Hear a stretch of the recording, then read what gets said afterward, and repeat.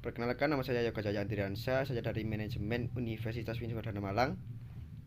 Di sini saya akan menjelaskan tentang ASDM atau Akuntansi Sumber Daya Manusia. ASDM adalah sebuah proses mengidentifikasi dan pengukuran data tentang sumber daya manusia dan mengkomunikasikan kepada pihak yang berkepentingan. 1. Konsep akuntansi sumber daya manusia.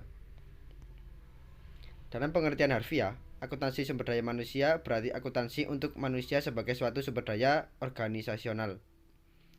Akuntansi sumber daya manusia mengusulkan kebutuhan untuk memandang manusia sebagai sumber daya organisasional yang berharga, yaitu sumber daya yang nilainya dapat ditingkatkan atau dihabiskan sebagai akibat dari cara-cara dengan mana sumber daya tersebut dikelola. Perkembangan akuntansi sumber daya manusia. Di Indonesia, akuntansi sumber daya manusia masih sangat jarang dipergunakan, tetapi perhatikan akan sumber daya manusia itu sendiri sebenarnya telah cukup besar.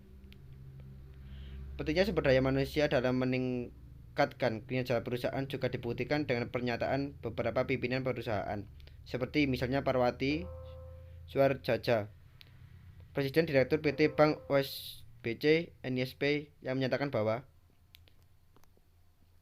inovasi produk menjadi nomor 2 bila dibandingkan dengan pentingnya menjaga kualitas SDM yang diperlukan. 3. Penerapan akuntansi sumber daya manusia. Akuntansi sumber daya manusia dalam laporan keuangan disajikan dalam sisi aktiva pada pos investasi sumber daya manusia dan pada sisi modal pada pos modal sumber daya manusia sebesar nilai total investasi sumber daya manusia. Sedangkan nilai amortisasi sumber daya manusia masuk ke dalam laporan laba rugi perusahaan sebagai pengurang biaya operasional perusahaan yang diakui sebesar jumlah biaya untuk pengembangan sumber daya manusia bagi taksiran umur ekonomi sumber daya. Metode akuntansi sumber daya manusia. Pengukuran nilai sumber daya manusia berdasarkan biaya. Definisi biaya dalam arti luas adalah pengorbanan sumber ekonomi yang diukur dalam satuan yang telah terjadi ataupun yang kemungkinan akan terjadi di masa yang akan datang. Pengukuran nilai akuntansi sumber daya manusia melalui konsep biaya ini dapat digolongkan menjadi dua. Satu, metode biaya historis dan metode biaya pengganti. Pengukuran nilai sumber daya manusia berdasarkan nilai. Fokus strategi perusahaan dewasa ini adalah menciptakan competitive advantage yang berkelanjutan. Untuk mencapai hal ini, maka fokus strategi memaksimalkan kontribusi SDM terhadap tujuan organisasi. Untuk meningkatkan nilai atau value bagi organisasi, hal ini berarti bahwa sumber daya manusia mempunyai kontribusi yang tidak sedikit terhadap kinerja perusahaan di masa yang akan datang. Terdapat beberapa metode yang bisa digunakan untuk menghitung nilai SDM, dengan metode pengukuran kompensasi dan metode stochastic reward. Penyajian sumber daya manusia dalam laporan keuangan. Akuntansi harus menerapkan prinsip akuntansi yang berlaku umum, juga harus memenuhi persyaratan kualitas laporan keuangan seperti misalnya 1. Relevan, 2.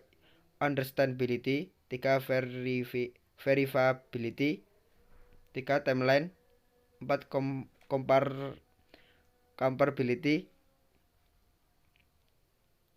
6. File disclosure. Relevansi laporan keuangan dapat diartikan bahwa laporan keuangan dapat digunakan untuk memenuhi kebutuhan pemakai dalam proses pengembalian keputusan yang tepat. Kendala penerapan akuntansi sumber daya manusia. Akuntansi sumber daya manusia belum dapat diterapkan secara murni di Indonesia. Hal ini disebabkan oleh adanya kendala berupa pengukuran nilai sumber daya manusia sebagai aset atau aktiva. Di satu sisi, dan lamanya umur ekonomis dari sumber daya manusia sebagai dasar amortisasi nilai sumber daya manusia, metode pengukuran yang didasarkan atas nilai historis sebenarnya bisa dipertanggungjawabkan, namun biasanya nilai kurang material. Metode pengukuran yang didasarkan atas nilai pengganti dirasa cukup tepat, namun sulitnya mencari pembanding nilai yang similar dengan SDM serta jangkauan penilaian yang cukup subjektif di dalam penilaian merupakan kendala yang cukup serius. Terima kasih. Jika ada pertanyaan,